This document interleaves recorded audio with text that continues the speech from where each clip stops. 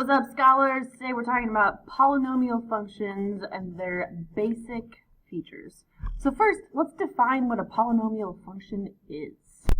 A polynomial function is a function involving non-negative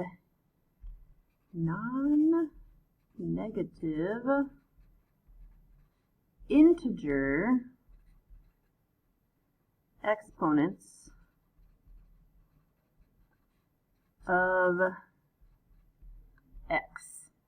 So some examples of a polynomial function would be like f of x is x squared, our good old quadratic function. The exponent here is definitely not negative, and it's an integer, meaning whole number, right? Whole number. So non-negative integer, exponent of x, that one's totally fine. Or we could do f of x equals 4x to the 16th minus x to the 9th. These are also totally fine. These exponents are not negative, and they are integers. Some non-examples. Some non-examples would be f of x is equal to the square root of x. Now, what's wrong with this one? It is a function. It's the square root function, but a square root is the same as x to the 1/2 power, and that's not an integer. The 1/2 power is not an integer, so that is not an example.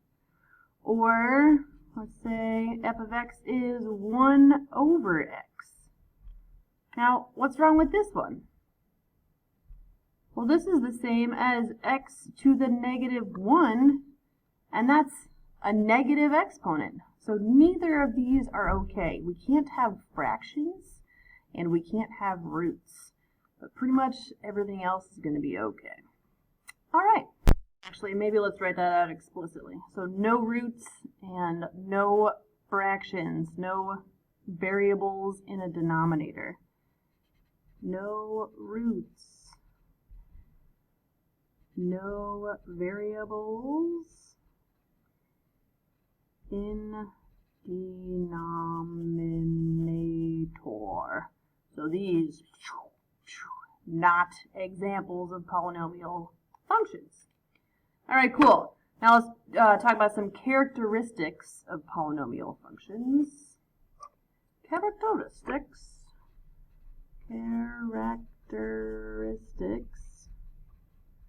of polynomial functions. All right. To do that, I'm going to write out a polynomial function. So let's say, for example, we've got f of x is equal to negative 4x to the 5th plus x cubed minus 10x squared plus 3. Gotcha. Okay, so each of these is a term. All right, we have 1, 2, 3, 4 terms. A term is the variable and its exponent, and then any number in front of it. Okay, so let's write that out as a description, what a term is. So our terms are numbers times variables, 2 exponents. So this is a term. There we go. Let's do this. This is a term because it's a number, negative 4, times a variable, x, to an exponent. This is a term. It's a number, 1, times a variable, x, to an exponent 3. This is a term, negative 10 times x to the squared, and this is a term. Wait, there's no variable here, nor an exponent. Well, this could have been x to the 0 power, because anything to the 0 power is 1. So a constant is still a term. All right, we have terms. We have leading coefficients. Let's do that in blue. This is my leading coefficient. Leading coefficient. Okay, that is the number in front of the variable with the highest exponent. It's the number in front of the variable with the highest exponent. So our leading coefficient would be -4. And then one other descriptor we'll talk about. Let's use, I kind of want to use green, but I don't know. Maybe orange? Maybe orange will work. What was I going to say? I was going to say we've got our term, we've got our leading coefficient, and we've got the degree. The degree is related to the highest exponent. Degree. Highest exponent. Okay, so we've got terms. They're variable times, number times variable to the exponent. So this function has 1, 2, 3, 4 terms. The leading coefficient is the number in front of the variable with the highest exponent. Our highest exponent was 5, so the number in front of that is -4. So that's our leading coefficient. And then our degree is our highest exponent. All right. All right, our basic functions all have names that correspond to their degree. So let's say we've got f of x is equal to some number, okay, which means it has a degree of, let's do degree and then name. So here's our function. We'll have a degree and a name. The degree here is 0. Remember I said this could have been times x to the 0 power, so the exponent would have been 0. And the name of this is a constant function. This function will equal a constant number, whatever this number happens to be, all the time. We had f of x equaled x, the degree would be 1, and this is a linear function. We have f of x equals x squared, the degree is 2, and this is called a quadratic function. We have f of x equals x cubed, our degree is 3, this is called a cubic function. F of x equals x to the 4th, our degree is 4, this is called a quartic function. Forgot it there for a second. And lastly, f of x equaling x to the 5th power, our degree is 5, and this would be a quintic. Okay, so our degrees correspond to a name: constant, linear, quadratic, cubic, quartic, quintic, and we are looking just at the highest exponent to tell us what our degree is and tell us what the name is that corresponds with that.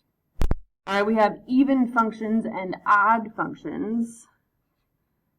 Even and odd functions are just going by the degree number. So if the degree is an even number, it's an even function. If the degree is an odd number, then it's an odd function. So we'll say, look at, that's with a T, look at degree. If degree is even, then the function is even. If degree is odd, then the function is odd. Simple enough. All right, one last thing I want to talk about is the y-intercept of a function. Y-intercept.